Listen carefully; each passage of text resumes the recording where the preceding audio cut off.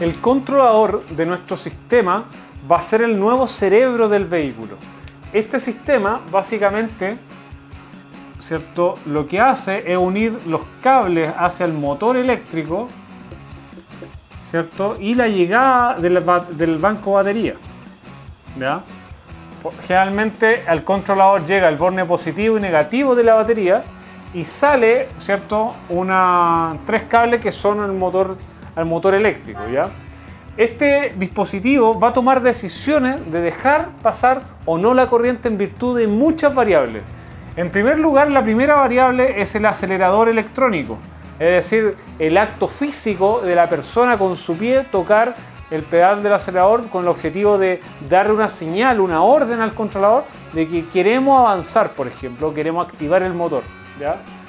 Otras variables son el voltaje que tengamos de llegada de las baterías, ¿ya? La temperatura, va a setear la temperatura del motor, va a setear la temperatura a lo mejor también de las baterías, va a tener seteado las diferentes temperaturas de los puntos críticos. Si hay una temperatura que asciende bastante, va a tomar la decisión de simplemente no funcionar. A lo mejor va a tener una variable integrada de humedad. Si detecta agua, por ejemplo, no va a funcionar, ¿ya? Está muy protegido, generalmente son dispositivos que tienen un IP bastante elevado, es decir, un indicador de protección bastante elevado. Si va a detectar polvo, a lo mejor hay controladores que son mucho más sofisticados y esperan a lo mejor diferentes tipos de señales respecto al piloto, es decir, si se prendió el auto con la llave va a funcionar, si no, no. Si se prendió el auto con la llave y a la vez quizás con un botón de activación o con un contactor manual también se va a activar. Por lo tanto, al final del día el controlador es la unidad que va a contemplar, que va a ser la más compleja de nuestro sistema, ya que va a ser la encargada de dejar o no pasar la energía que viene desde el banco de batería. Aquí podemos ver, por ejemplo, un diagrama de un controlador. Esto que se ve en verde es el controlador con sus diferentes puentes rectificadores, condensadores, resistencia, etc. Fusibles también, ese fusible eléctrico se rompe, ¿cierto?, si que pasa un nivel de corriente bastante elevado. Por ejemplo, este es un fusible de 300 amperes, ¿ya? Al pasar 300 o más amperes, lo más probable es que se va a romper aquí al medio, ¿cierto?, con el objetivo de proteger el sistema, ¿ya? Por otro lado, tenemos diferentes tipos de sensores. Muy probable que ahí vamos a también tener sensores. Este es un sensor de corriente continua que es muy probable que también tengan integrado este tipo de sistemas, ya que tienen que sensar cuánta es la corriente que va pasando, ¿ya? Generalmente el controlador tiene conectado el cargador, ya tenemos conectado el cargador, necesita esa información. Los controladores más complejos tienen seteada esa información. Como les decía anteriormente, el pedal del acelerador, ¿ya?, le interesa también si el sistema, el medidor de baterías, para poder setear cuánto es el voltaje que tiene la batería y tomar la decisión de activarse o no.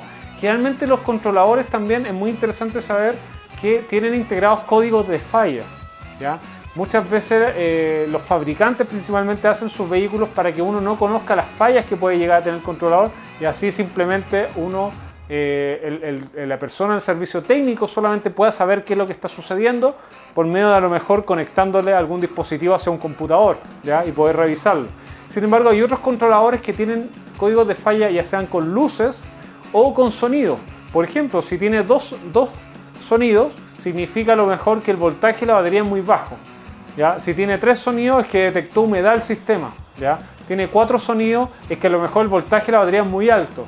Por lo tanto, hay una serie de códigos de falla que hacen que uno entienda la razón de por qué el controlador no está funcionando, ¿ya? Siempre existe una razón válida para ello. Los convertidores son un elemento esencial en los vehículos eléctricos.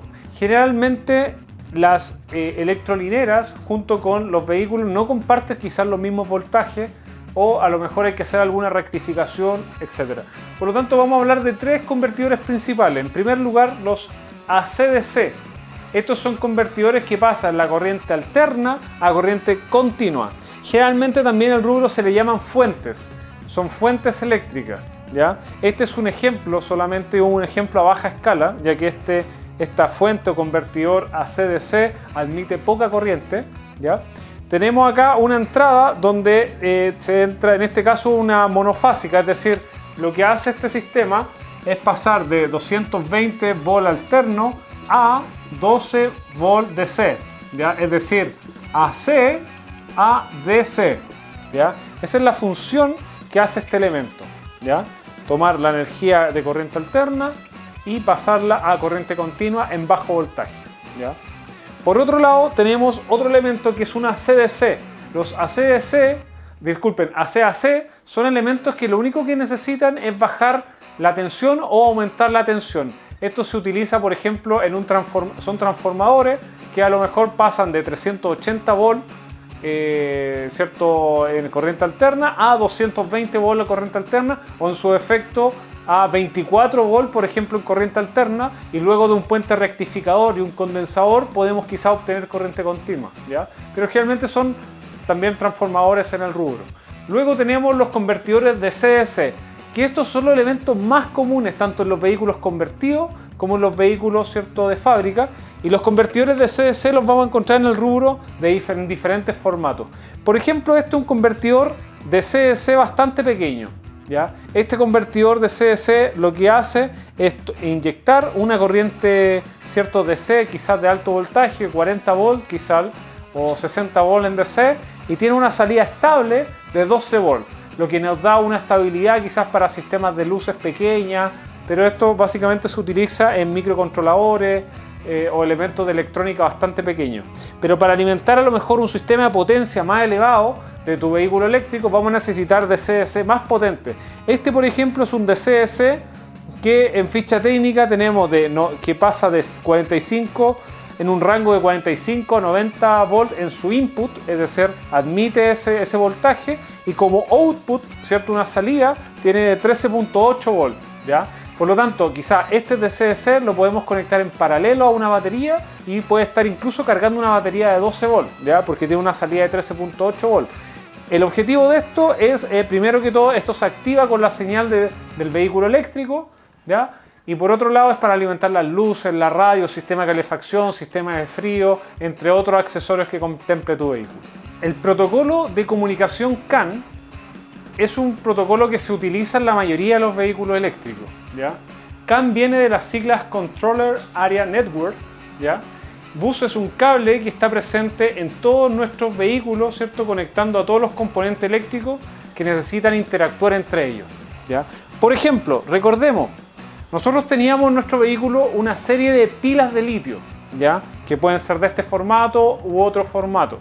Estas pilas de litio tienen asociado a ello un BMS. Por ejemplo, este es un BMS que se utiliza, ya este fue extraído de un vehículo eléctrico, ¿ya? Este BMS llegan todos los pines de comunicación, los cables de comunicación, para tener la información de temperatura, voltaje, corriente que pasan por los diferentes arreglos de pilas de litio, ¿ya?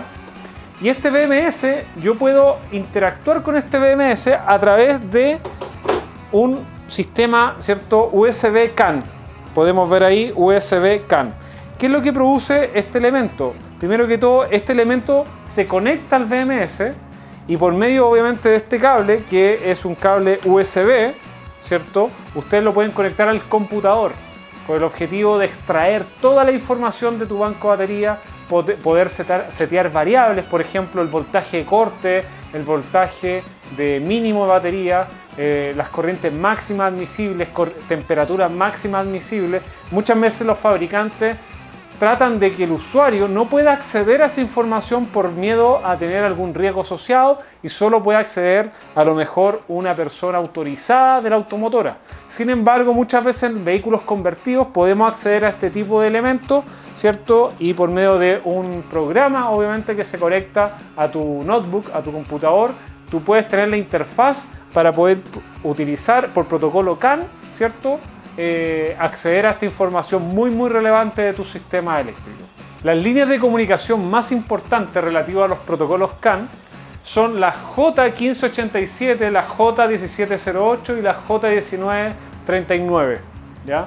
Como en primer lugar, la J1587 y 1708 son las más usadas para transmitir códigos de avería y mensajes de advertencia de diferentes sensores u otros elementos. Por otro lado, tenemos la J1939 que transmite las señales más rápidamente. Es por ello que se usan para intercambiar la información entre diferentes unidades de control del sistema del vehículo. La comunicación LIN viene de su abreviatura de Local Interconnect Network. LIN Bus es una extensión del bus de datos CAN, ¿ya? Conecta actuadores o sensores con los correspondientes unidades de control. Aquí podemos ver diferentes elementos que conectamos, ¿cierto?, a través de LIN, que es el sistema de climatización, ¿cierto?, el sistema asociado al motor, puertas, asientos y techo inclusive del vehículo.